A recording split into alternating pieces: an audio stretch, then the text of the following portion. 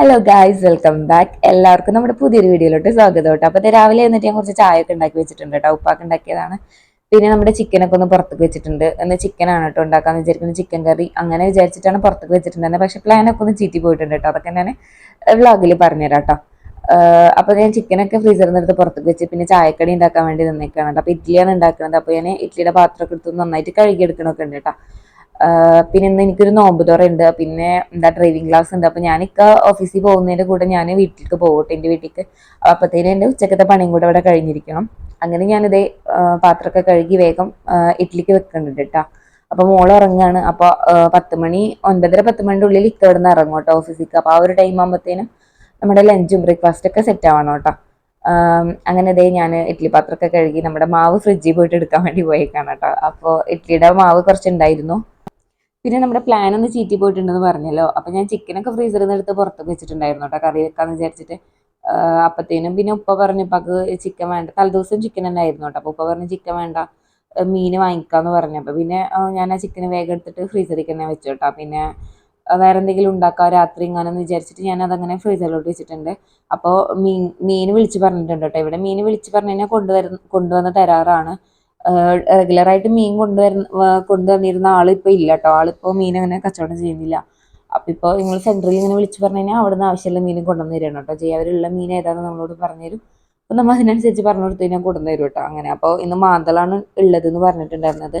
അപ്പോൾ അത് കുറച്ച് കൊണ്ടുവരാൻ പറഞ്ഞിട്ടുണ്ട് കേട്ടോ. അപ്പോഴത്തേനും ഞാൻ വേഗം പിന്നെ ബ്രേക്ക്ഫാസ്റ്റിൻ്റെ പണി കഴിഞ്ഞ് കഴിഞ്ഞാൽ പിന്നെ വേഗം മീൻ മുറിക്കാനും കാര്യങ്ങൾക്കൊക്കെ നിൽക്കാമെന്ന് വിചാരിച്ചിട്ട് അങ്ങനെ നിന്നിട്ടുണ്ട് കേട്ടോ.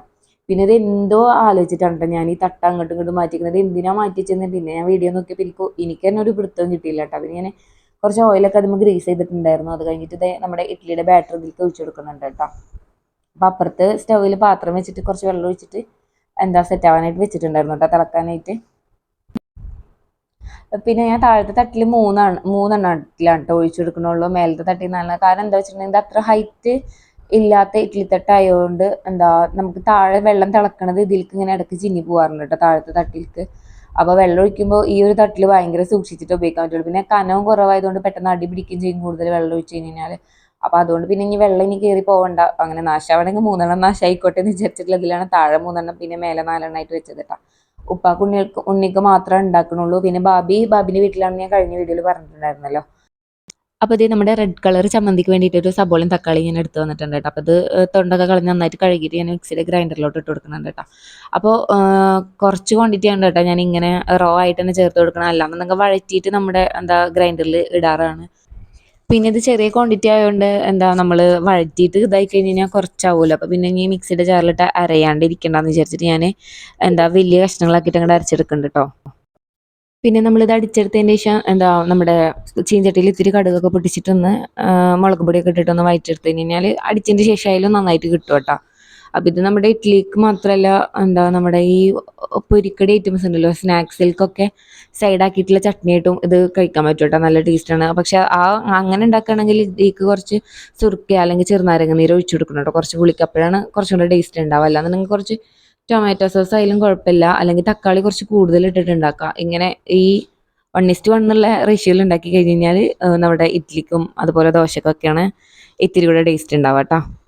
അങ്ങനെ അപ്പോൾ ഞാൻ വെള്ളച്ചട്നി ഉണ്ടാക്കിയിട്ട് ചീഞ്ചട്ടിയൊക്കെ കഴുകി ഈ റെഡ് ചട്നി ഉണ്ടാക്കാനായിട്ട് വന്നിട്ടുണ്ട് കേട്ടോ. അപ്പോൾ ഇത് നന്നായിട്ട് അരച്ചെടുത്തിട്ടുണ്ട്. ഇനി ഇത് ഇത്തിരി കടുക് പൊട്ടിച്ചിട്ട് ഒഴിച്ച് കഴിഞ്ഞ് കഴിഞ്ഞാൽ സംഭവം സെറ്റായി കേട്ടോ. അപ്പോൾ അപ്പുറത്തേത് ഇഡ്ഡലി ആയിക്കൊണ്ടിരിക്കുന്നുണ്ട്. അപ്പോൾ ഞാൻ കുറച്ച് വെളിച്ചെണ്ണ ഒഴിച്ച് കൊടുത്തിട്ടുണ്ട് കേട്ടോ. എന്നിട്ട് ഇനി കടുക് പൊട്ടിച്ചെടുക്കുക. കടുക് പൊട്ടി വരുമ്പോൾ അപ്പം തന്നെ കുറച്ച് കറിവേപ്പിൻ്റെ ഇട്ട് കൊടുക്കുക. അത് വേണമെങ്കിൽ ഇട്ട് കൊടുത്താൽ മതി കേട്ടോ. എന്നിട്ട് പിന്നെ കുറച്ച് മുളക് പൊടി ഇട്ട് കൊടുക്കുക കേട്ടോ. അത് വളരെ കുറച്ച് നമ്മുടെ എരിവ് നോക്കിയിട്ട് അതിനനുസരിച്ച് ഇട്ട് കൊടുക്കുക.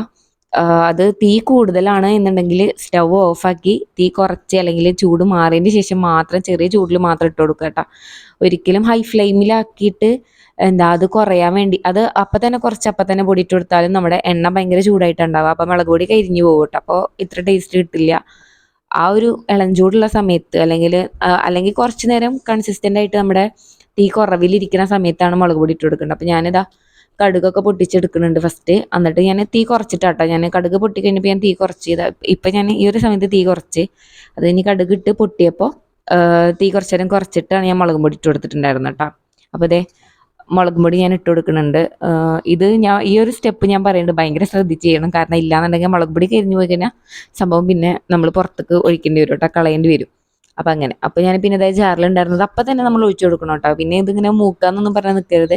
മുളക് പൊടി ഇട്ട് കൊടുത്തിട്ട് ഒന്നുണ്ട് സോട്ടായി വരുമ്പോഴത്തേന് വേഗം നമ്മുടെ ഈ അരച്ച് വെച്ചിട്ടുള്ള മിക്സ് ചേർത്ത് കൊടുക്കുക കേട്ടോ. അതിപ്പോൾ എന്തൊരു കറി ആയിക്കോട്ടെ, നമ്മൾ ആദ്യം അതിൻ്റെ മസാലകളൊന്ന് വറുത്തെടുത്ത് കഴിഞ്ഞാൽ അതിൻ്റെ ഒരു ടേസ്റ്റ് വേറെ തന്നെയാണ്. ഇപ്പോൾ നമ്മൾ ഫിഷ് മീറ്റൊക്കെ വെക്കുമ്പോൾ തന്നെ നമ്മുടെ മുളക് പൊടി അങ്ങനെ മല്ലിപ്പൊടി കാര്യങ്ങളൊക്കെ ഒന്ന് വറുത്തെടുത്തിട്ട് ഉപയോഗിക്കണമെങ്കിൽ അതിനൊരു മണവും സ്മെല്ലും കളറൊക്കെ ഉണ്ടാവും കേട്ടോ. അപ്പോൾ ഇത് നമ്മുടെ ചട്നി ഇവിടെ സെറ്റ് ആയിട്ടുണ്ട് കേട്ടോ. ചട്നിയല്ല, ചമ്മന്തി. ചട്നി എന്ന് പറയുക ഇവിടെ വെള്ള കളർ ഉള്ളതിനാണ് കേട്ടോ, ഇതിനെ ചമ്മന്തി എന്നാണ് പറയുക. അപ്പം ഞാനിതൊന്ന് ജസ്റ്റ് എങ്ങനെയാണ് ഉണ്ടാവുക എന്നുള്ളത് വീഡിയോ, ഇതൊക്കെ എല്ലാവർക്കും അറിയുന്നതാണ്. പക്ഷേ ഉണ്ടാക്കുന്ന രീതി എല്ലായിടത്തും ഡിഫറെൻ്റ് ആണ് കേട്ടോ. ഞങ്ങൾ ഹോട്ടലിലൊക്കെ പോയി കഴിഞ്ഞാൽ നമ്മുടെ ഈ ഒരു നമ്മുടെ നെയ്ച്ചോറിക്കൊക്കെ കിട്ടുന്ന കച്ചമ്പർ അരച്ചാൽ എങ്ങനെ ഉണ്ടാവും, സുർക്ക വെച്ചിട്ടുള്ള കച്ചമ്പർ അങ്ങനെയാണ് കേട്ടോ കിട്ടാറ്. പിന്നെ ദേ നമ്മുടെ ഇഡ്ഡലി ഒക്കെ ആയിട്ടുണ്ട്. പിന്നെ മീൻ കിട്ടിയിട്ടുണ്ട്. അപ്പം ഞാൻ വേഗം പോയിട്ട് മീനൊക്കെ നന്നാക്കിയിട്ടുണ്ട് കേട്ടോ. പിന്നെ ഇതേ ചോറിനുള്ള അരി ഞാൻ കഴുകിയിട്ട് വെള്ളത്തിലിട്ട് വെച്ചിട്ടുണ്ട്. അപ്പോൾ കുക്കറിലാണ് ഉണ്ടാക്കുന്നത്. അപ്പോൾ കുറച്ച് ലേറ്റ് ആയിട്ടായിരിക്കും അരി ഇടുന്നുണ്ടാവുക. അപ്പോൾ അങ്ങനെ പിന്നെ ഞാൻ മോൾക്ക് ഫുഡൊക്കെ കൊടുക്കാൻ നിന്നിട്ടുണ്ട് കേട്ടോ. അപ്പോൾ അത് അവൾക്ക് ഞാൻ ഫുഡ് കൊടുത്തുകൊണ്ടിരിക്കുന്നുണ്ട്. അത് കഴിഞ്ഞ് ഞാൻ മീനൊക്കെ വേഗം കായിട്ട് അത് പൊരിച്ചെടുത്തിട്ടുണ്ട് കേട്ടോ. ഇത് ഈ ഒരു സമയത്തൊന്നും എനിക്ക് ക്യാമറ ഓൺ ആക്കാൻ പറ്റിയിട്ടുണ്ടായിരുന്നില്ല, കാരണം വീട്ടിൽ പോകാനുള്ള തിരക്കിലായിരുന്നു കേട്ടോ. പിന്നെ അതേ സാമ്പാറൊക്കെ റെഡിയാക്കി വെച്ചിട്ടുണ്ട്. അപ്പോൾ അതേ വീട്ടിൽ പോയപ്പോൾ ഉമ്മ കുറച്ച് മുരിങ്ങടൽ ഇങ്ങനെ നുള്ളി എടുക്കുന്നുണ്ട് കേട്ടോ, കറി ഉണ്ടാക്കാൻ വേണ്ടി. അപ്പോൾ ഞാനത് കുറച്ചൊന്ന് ഹെൽപ്പ് ചെയ്ത് കൊടുത്തിട്ടുണ്ട്. നമ്മുടെ മുരിങ്ങണ്ടലും പരിപ്പും കൂടെ തേങ്ങ അരച്ച് വെക്കുമല്ലോ, അങ്ങനെ ചെയ്യാൻ വേണ്ടിയിട്ടാണ്. അപ്പോൾ പരിപ്പ് കഴിച്ചതിലേക്ക് പിന്നെ ഉമ്മ മുരിങ്ങണ്ടലൊക്കെ ഇട്ട് കൊടുത്തിട്ടുണ്ട്. അപ്പോൾ ഞാനൊക്കെ പോണതിൻ്റെ ഒപ്പം വീട്ടിലേക്ക് വന്നിട്ടുണ്ടായിരുന്നു കേട്ടോ. ആ ഒരു ക്ലിപ്സും കാര്യങ്ങളൊക്കെ എടുക്കാനായിട്ട് നിന്നിട്ടുണ്ടായില്ല.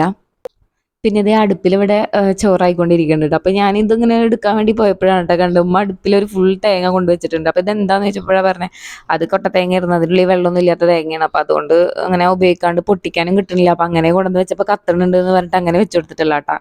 പിന്നെ ഞാൻ പോയി നേരെ കുളിയും കാര്യങ്ങളൊക്കെ കഴിച്ച് വന്ന് പിന്നെ ഇന്ന് നോമ്പറപ്പിക്കലുണ്ടെന്ന് പറഞ്ഞല്ലോ, ഉമ്മാൻ്റെ വീട്ടിലാണ് കേട്ടോ നോമ്പറപ്പിക്കലുണ്ടായിരുന്നു. പിന്നെ ഞങ്ങൾ അങ്ങോട്ട് വന്ന് പിന്നെ നോമ്പൊക്കെ തുറക്കണ വീഡിയോ ഒന്നും എടുത്തിട്ടുണ്ടായിരുന്നില്ല. ബിരിയാണിയാണ് കേട്ടോ ഉണ്ടായിരുന്നത്. പിന്നെ ഇവിടെ പള്ളിക്കൊക്കെ എന്നും കഞ്ഞി കൊണ്ടുപോകാറുണ്ട്. അപ്പോൾ അതിലേക്കുള്ള ചമ്മന്തിയും കാര്യങ്ങളൊക്കെ ഉമ്മമ്മ ഉണ്ടാക്കിയെടുക്കുന്നുണ്ട്. പിന്നെ തരിക്കഞ്ഞി ഉണ്ടായിരുന്നു. അത് കഴിഞ്ഞ് ഞങ്ങൾ പിന്നെ ഫുഡൊക്കെ കഴിക്കാനായിട്ട് ഇരുന്നിട്ടാ. ചിക്കൻ ബിരിയാണിയാണ് ഉണ്ടായിരുന്നത്. അപ്പോൾ അധികം പേരൊന്നും ഇല്ല കേട്ടോ. ഞങ്ങൾ ഉമ്മമ്മാൻ്റെ മക്കളുണ്ടല്ലോ അങ്ങനെ. പിന്നെ അന്ന് നമ്മൾ പെട്ടി പൊട്ടിക്കുന്ന വീഡിയോ ഒക്കെ ഇട്ടുണ്ടായിരുന്നല്ലോ ഗൾഫിൽ നിന്ന് വന്നപ്പോൾ, അവർ പോവലും കൂടെ ആയിരുന്നു കേട്ടോ പിറ്റേന്നാ രാവിലെ. അപ്പോൾ അതിനുള്ള ഒരു വിരുന്നും കൂടെ പോലെ ആയിരുന്നു. അങ്ങനെ ഞങ്ങൾ പിന്നെ ഫുഡൊക്കെ കഴിച്ച് പിന്നെ ഞാൻ കുറച്ച് മഞ്ഞക്കഞ്ഞൊക്കെ കുടിച്ചിട്ടുണ്ടായിരുന്നു കേട്ടോ. ഇവിടെ നിന്നാണ് പള്ളിക്കൊക്കെ എന്നും കഞ്ഞി കൊണ്ടുപോകാറുള്ളത്. അപ്പോൾ അതുണ്ടായിരുന്നു. അപ്പോൾ അതുകൊണ്ട് അതൊക്കെ കുടിച്ചിട്ടുണ്ടായിരുന്നു. അപ്പോൾ ഇന്നത്തെ വീഡിയോ ഇത്രയൊക്കെ ഉള്ളൂ. അപ്പോൾ ചാനൽ ഇഷ്ടപ്പെട്ടു കഴിഞ്ഞാൽ സബ്സ്ക്രൈബ് ചെയ്യാനും ഷെയർ ചെയ്യാനും ഒന്നും മറക്കരുത് കേട്ടോ.